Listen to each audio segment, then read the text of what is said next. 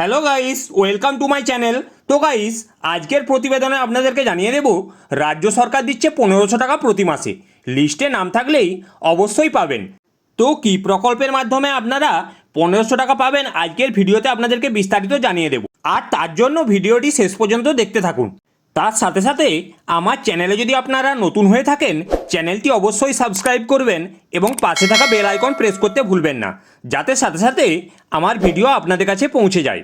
সুখবর, এবার পশ্চিমবঙ্গ সরকারের তরফ থেকে বেকার যুবক যুবতীদের দেওয়া হবে একেবারে 1500 টাকা। আপনিও কি একজন চাকরি প্রার্থী? অনেক দিন ধরে চেষ্টা করেও চাকরি জোগাড় করতে পারছেন না? তাহলে আর নেই কোনো চিন্তা।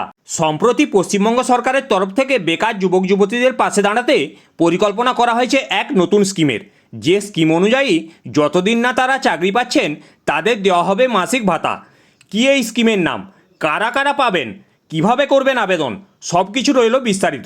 এই স্কিমের নাম রাখা হয়েছে যুবশ্রী প্রকল্প। রাজ্যের যে কোনো প্রান্তের বাসিন্দারা এখানে খুব সহজেই আবেদন করতে পারবেন। তারা এই প্রকল্পের টাকা পাবেন।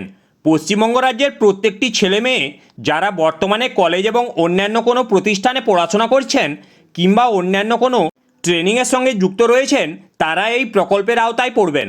সূত্রের খবর অনুযায়ী এখনও পর্যন্ত এই প্রকল্পের আওতায় সাহায্য পেয়ে গিয়েছেন রাজ্যের কোটি কোটি চাকরি প্রার্থী। কারা এই প্রকল্পের জন্য খুব সহজে আবেদন করতে পারবেন? এখানে আবেদন করতে হলে অবশ্যই পশ্চিমবঙ্গের একজন স্থায়ী বাসিন্দা হতে হবে আবেদনকারীকে। যে কোনো স্বীকৃত প্রতিষ্ঠান থেকে ট্রেনিং কিংবা প্রথাগত শিক্ষা অনুসরণ করতে হবে। যুবশ্রী প্রকল্পে আবেদনের জন্য প্রথমে একটি এমপ্লয়মেন্ট এক্সচেঞ্জ কার্ড রাখতে হবে আবেদনকারীকে। থাকতে হবে নিজস্ব ব্যাংক অ্যাকাউন্ট। বয়স অবশ্যই 18 বছরের ওপরে হতে হবে। কিভাবে করবেন আবেদন? রাজ্য সরকারের অফিসিয়াল ওয়েবসাইটের মাধ্যমে এখানে সরাসরি আবেদন জানাতে পারবেন। এরপর যুবশ্রী প্রকল্পের লিঙ্কে ক্লিক করলে জব সিকার সেকশনে চলে আসতে পারবেন। তারপর নিউ এনরোলমেন্ট বাটনে ক্লিক করলেই আবেদনপত্র ভেসে উঠবে স্ক্রিনে। তারপর সঠিকভাবে তা পূরণ করে নিতে হবে। আবার অনেক কাজ শেষে সেটি সাবমিট করে দিতে হবে। এরপর প্রিন্ট আউট বার করে নিতে হবে রেজিস্ট্রেশন ফর্মে বা সঙ্গে দেওয়া রসিদের। সেটি নিয়ে চাকরি প্রার্থীকে চলে যেতে হবে নিকটতম এমপ্লয়মেন্ট এক্সচেঞ্জ অফিসে। এই রেজিস্ট্রেশন ফর্ম এবং রসিদ জমা করার পর নির্দিষ্ট মোবাইল নম্বরে একটি ওটিপি যাবে। তারপর ভেরিফিকেশান হবে। এরপরেই একটি কার্ড দেওয়া হবে। কি কি প্রয়োজনীয় নথি লাগবে?